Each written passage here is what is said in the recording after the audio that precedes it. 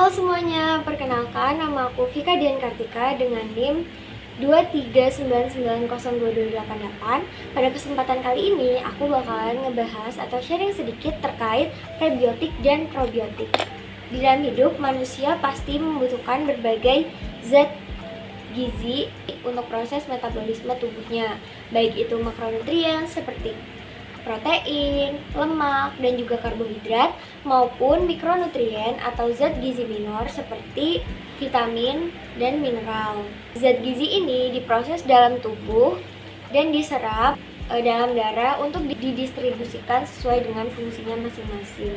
Tapi tahu nggak sih teman-teman, kalau sebenarnya ada satu jenis serat pangan yang sebenarnya nggak bisa dicerna secara langsung oleh tubuh kita, namun tetap dibutuhkan. Serat pangan ini disebut dengan prebiotik.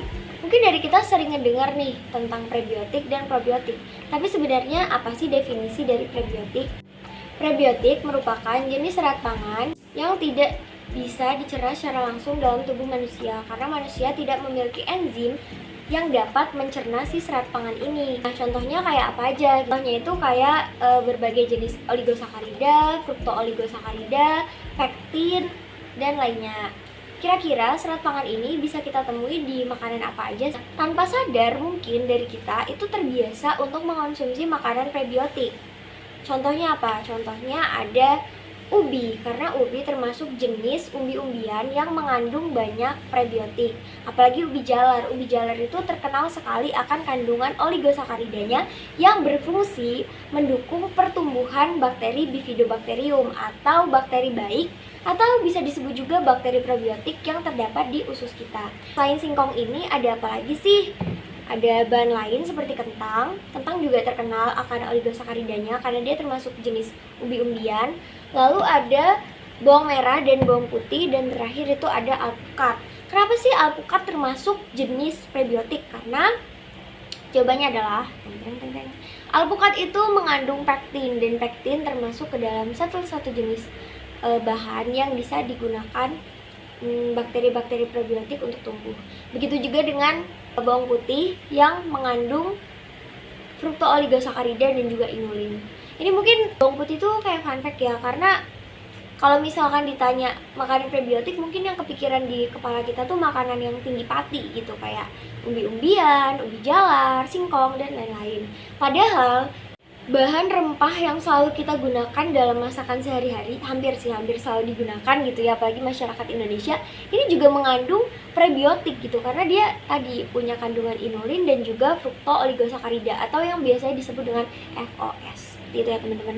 Jadi kalau misalkan kita searching di Google gitu makanan yang mengandung FOS gitu, atau ada makanan yang mengandung oligosakarida atau serat pangan lain kayak pektin tadi yang sebenarnya nggak bisa langsung dicerna nih sama tubuh kita, beda sama lemak atau karbohidrat yang ketika dicerna sama tubuh dia langsung bisa diolah menjadi sumber energi gitu. Kalau serat-serat pangan ini nih enggak, karena enzim pencernaan kita itu enggak bisa digunakan buat ngerombak si serat pangan tadi gitu ya. Tapi bakteri-bakteri baik yang ada di dalam sistem pencernaan kita, contohnya kayak Bifidobacterium, Lactobacillus, Saccharomyces, itu tuh bisa menggunakan serat pangan tadi sebagai media bagi mereka untuk tumbuh dan melakukan metabolisme. Nah, bakteri-bakteri yang sempat aku singgung tadi itu juga punya nama. Kalau si bahan-bahan pangan ini yang digunakan sebagai media bagi mereka untuk tumbuh itu namanya prebiotik, kalau bakterinya sendiri itu namanya probiotik. Ingat ya teman-teman, probiotik dan prebiotik. Jadi dua hal ini nih berbeda, meskipun sering disebut bebarengan dan mungkin kadang-kadang masih ada yang kebelit gitu ya, kebalik. Kalau bakteri probiotik sendiri definisinya adalah bakteri baik yang memiliki manfaat kesehatan bagi tubuh kita gitu. Gampangnya ya bakteri ini menguntungkan gitu ya. Contohnya kayak tadi ada Bifidobacterium, Lactobacillus acidophilus, kemudian ada beberapa jenis ragi kayak Saccharomyces gitu. Nah, si bakteri ini hinggapnya di mana gitu ya? Itu ada di sistem pencernaan kita, seperti di lambung, kemudian di usus besar. Mereka tuh fungsinya buat apa sih gitu ya? Kan namanya bakteri baik, kenapa dia disebut bakteri baik? Kenapa dia nggak disebut bakteri jahat gitu kan? Sebenarnya bakteri jahat itu ada.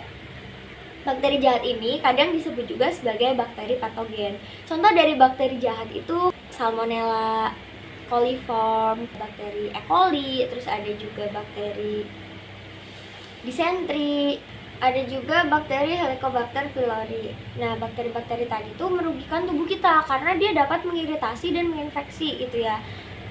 Bahayanya apa sih kalau misalkan kita kekurangan konsumsi prebiotik dan probiotik gitu? Ada nggak sih gitu ya? Kalau misalkan nggak ada kan ngapain kita konsumsi gitu? Kita bisa aja makan seblak, makan ini itu yang nggak mengandung si probiotik dan probiotik tadi gitu kan.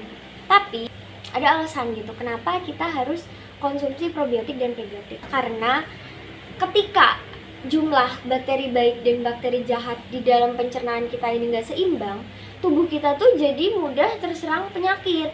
Si bakteri patogen itu punya akses yang besar buat menyerap semua nutrisi yang ada di sistem pencernaan kita gitu. Jadi ya udah, dia mau ngambil makanan-makanan, dia mau ngambil zat gizi, dia mau ngelakuin metabolisme di situ dan ngeluarin zat-zat toksin itu ya udah gitu aja karena nggak ada pembatasnya gitu. Sedangkan ketika si bakteri jahat tadi disandingin nih sama bakteri baik tadi kayak Lactobacillus acidophilus, Bifidobacterium itu bakalan ngeluarin enzim-enzim dan hasil metabolisme yang bisa ngebunuh si bakteri jahat tadi gitu ya. Atau mereka tuh punya sifat baik itu bakterisidal atau bakteriostatik. Jadi kayak ada sifat yang buat ngehambat gitu.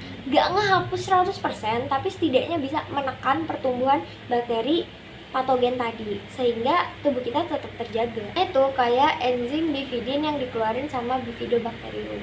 Jadi mereka tuh punya sifat antagonis gitu. Zat-zat yang dikeluarin atau metabolisme yang dikeluarin sama bakteri baik ini bersifat sebagai bakteriosin gitu ya. Jadi bisa ngebunuh bakteri-bakteri jahat ini gitu. Nah, manfaatnya apa lagi nih bagi tubuh kalau misal bakterinya udah seimbang gitu kan? Ada nggak sih manfaatnya?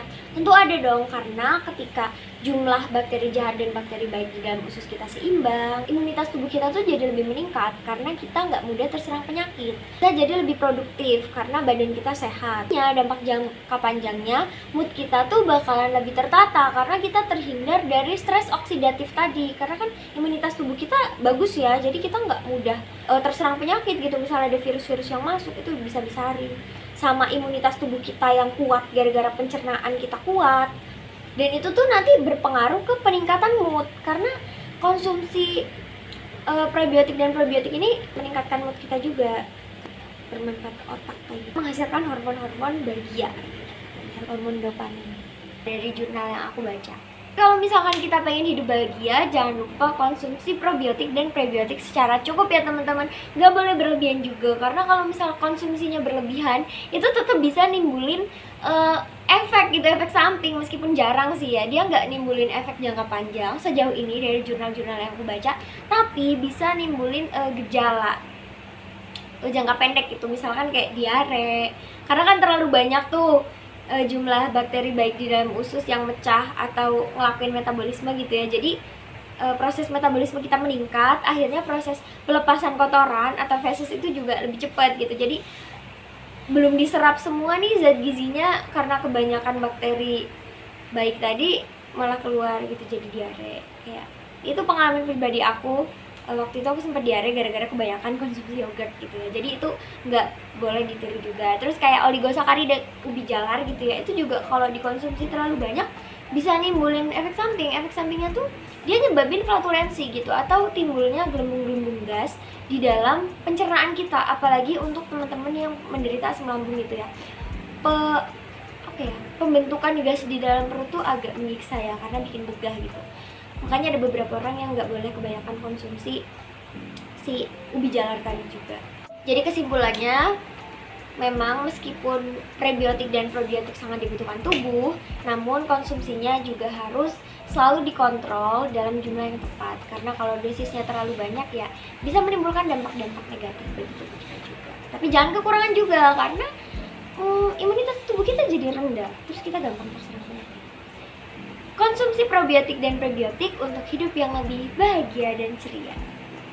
Sekian dari aku. Wassalamualaikum warahmatullahi wabarakatuh. Mohon maaf apabila masih terdapat banyak kesalahan kata dan kekurangan. Selamat sore semuanya.